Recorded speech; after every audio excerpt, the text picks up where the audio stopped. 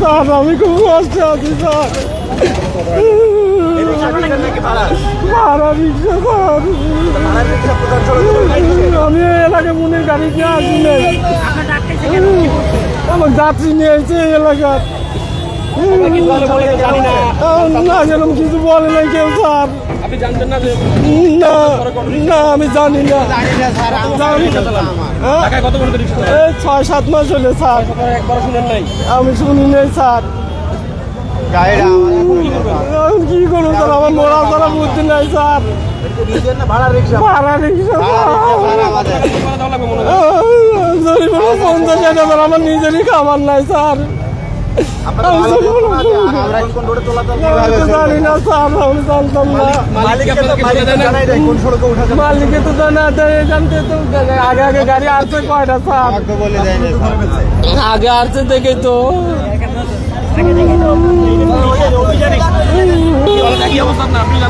আমি জানি না স্যার, জানলে তো আমি গাড়ি ঢুকাইতাম না, গাড়ি ভিতরে ভিতরে ঢুকাই। এখন হঠাৎ অভিযান হইতেছে এরা জানেন না? জানেন না স্যার, চালান যে নিষেধ সেটা কি জানতেন না? আগে জানছি, আগে ইদানিং আসছিল সমস্যা, এখন তো ইদানিং সমস্যা হয়নি। আপনাদের মানে প্রতিদিন ধরলে মনে করেন সমস্যা নেই, ইদানিং তো কয়দিন তো ধরি নাই তো। আমি তো শুনেন নাই যে অটো রিক্সা শুনছি, কিন্তু ইদানিং ধরি নাই স্যার, এই জন্য আমরা গাড়ি বাদ করছি। এখন তো গাড়িটা ভেঙে গেল, কি করবেন? ভাঙিলে এইভাবে ক্ষতি করে আমরা কিভাবে চলবো, এখন কিভাবে কর্ম করবো? আর ভাই আগে তো আপনাদেরকে বলতে, তারপর আপনারা আনছেন, এখন ধরা খাইলে কি করার আছে? কি করার আছে? এখন আমাদের পৌঁছালে কি অবস্থা হবে? এখন এই আমরা গরিব মানুষ, এই জরিমানাটা কিভাবে দিব? একটা গাড়ির দাম 80,000 টাকা। দেখছিলেন আমি পায়ে ঠেলা রিক্সা চালাইতাম, এই গাড়ি আজকে 2 দিন হলে নিচ্ছি, কালকে চালাচ্ছি আর আজকে নিচ্ছি। নিজে কিনেছিলেন? না, আমার নিজের কিনে সম্ভব নাই। এটা কি আপনার ভাড়া রিক্সা? আপনার মালিককে জানিয়েছেন? এই মাত্রই তো এই ঘটনা ঘটলো, আমার কাছে নাম্বারও নাই। আপনার মালিককে অবহিত করেছিল যে প্রধান সড়কে উঠা যাবে না? আমি তো এই মুখে কোনোদিন আসি নাই স্যার, আমি গাড়ি চালাই ওই সাইড পিলা, ওই যে স্ট্যান্ড প্লাজার ওই দিকে, এর মুখে কোনোদিন আসি নাই।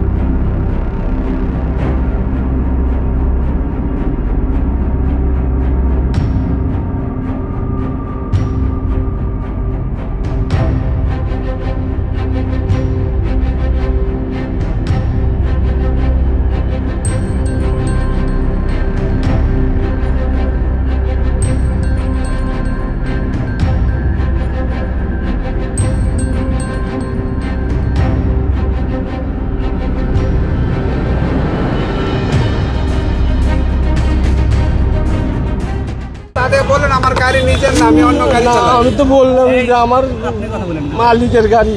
আপনি আঙ্কেল মেন রাস্তায় কেন আসছেন? মেন রাস্তায় তো আসা নিষেধ, বারবার টেলিভিশন পত্রিকায় বিভিন্ন খবর হচ্ছে, তারপরে অনেকে অভিযোগ দেয় আপনাদের নামে।